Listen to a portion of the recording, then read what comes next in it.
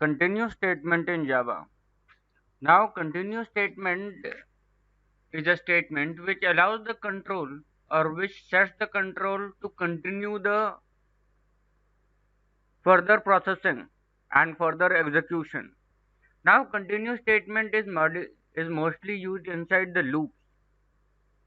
Whenever it is encountered inside a loop, control directly jumps to the beginning of the loop for next iteration, skipping the execution of statement inside the loop's body for the current iteration. This is particularly when you want to continue the loop but do not want the rest of the statements after continue statement in loop body to execute for that particular iteration. In Java, we just write the keyword continue. Now let us have a look to this. Now public class, this is the name of the class. Then a loop has been started. Now in this the loop int j equals to 0 less than 4 C++. Now in this we have set a condition that if j equals to 4 then continue. That means if the value of j is 4 then it is going to read the statement, otherwise it is not going to read the statement. Now when j is 0 it is not going to enter this loop, it will display the value of j. When j is 1 it will not display the value, it will display the value. For 2 it is not going to enter this side, for 3 it is not going to enter this side, for 4 when j is 4 it is going to read this.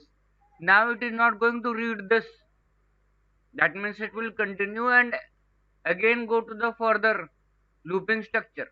That means now when the value of j will become 5, now it will enter inside this, read this. For j equals to value, it will just read this and continue. That means it is not going to process whatever is written outside this. It will just go to the end of the loop. Now this is how it is happening with the continue statement. Now as you may have noticed that the value of 4 is missing in the output. Because the value of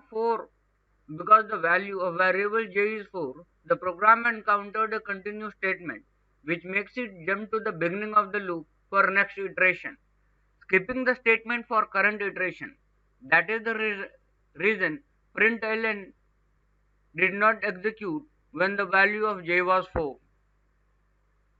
Now this is the flow diagram of how we are working with how it works. Now what happens when we work with the while loop? Same happens with the while loop. Now same thing when you see here, we are iterating this loop from 10 to 1 for counter value, and when the counter value is 7, the loop skipped the print statement and started the next iteration of the while loop. Now in the program, we have first assigned the value of counter as 10, then while the value of counter is greater than equal to 0, it will be executed. Now since this condition is not true, it is not going to read the statement, it will display this counter equals to counter plus. Now it will display the value as 10. In the next statement it will decrement the value of 10 counter by 1. So it will become then 9, 8. Now it will become 7. So at this 7 position it will decrement the value of counter by 1. It will become 6 and continue the statement. Now that means it is not going to read anything inside the loop. It will go to the end of the loop. Then again it will check. Now what is the value of counter? Yes, it is now 6 and it is greater than 0. So it will now again read this statement. This is what is happening with the continue statement. That means it will just continue the loop to the next iteration. Now example of continue in do while statement. Now we are working with we have taken a value j equals to 0. Even if the condition is false, it is going to read it once. Now again for the value of j equal to 7, it is going to increment the value, and when the value of j is 7, it will not read this line. It will just continue the next step of the loop. You can see that the first the value of j is 0. It is going to display 0. J plus plus.